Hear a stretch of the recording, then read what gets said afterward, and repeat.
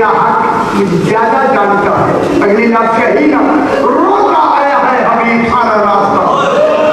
امام نے لکھا لا تبخل نفسک لی, حبیب جلدی آنا, میری زینب تیرے انتظار ہے.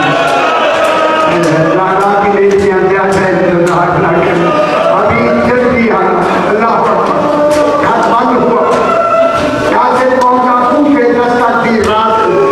دروازے پہ آ کے حبیب نے کہا من انت علی الباب, کون ہے دروازے پر؟ ایسا سے آواز آئی انا ارید الحسین, میں حسین کا قاصد ہوں.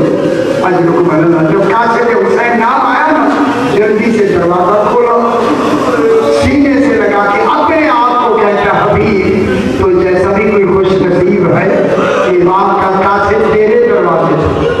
قاصد کو بٹھا کے اندر والے کمرے میں جا کے خط کھولا. اب یہاں روایات ہے جناب زینب کے دست خط دیکھے نا, منہ پیٹ کر کہتا ہے مولا زہرا کی بیٹیاں بھی جنگلوں میں لے آئے.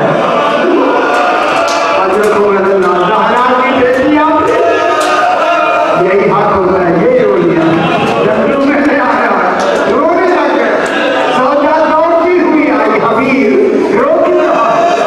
کیا امام کا خط آیا, مجھے بلایا ہے کربلا کو ادا میں.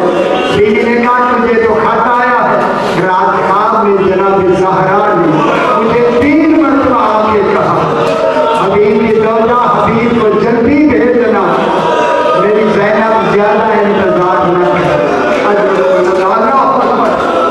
جناب حبیب نے فوراً قاصد کو بھیجا, تیاری شروع. وہ حبیب نے کہا غلام سے گھوڑا پلا چڑھا سے کھڑے ہو جائے.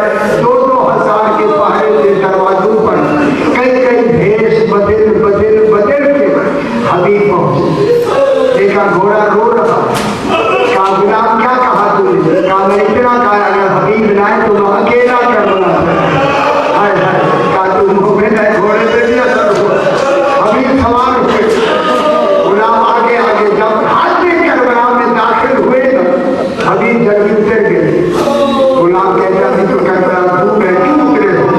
جناب حبیب رو کے کہتے ہیں مجھے سواری پر امام کے خیمے کی چوب نظر امام کا آسان نظر ہے, لہٰذا میں پیدل چلوں. ادھر حبیب چلے, ادھر امام نے کہا اکبر, قاسم, عباس اور محمد سب باندھو, میرا حبیب آ گیا. سب باندھی گئی, حبیب کو گلے لگایا امام نے. یا تبسم کی لفظ ملتی ہے کربلا میں, کبھی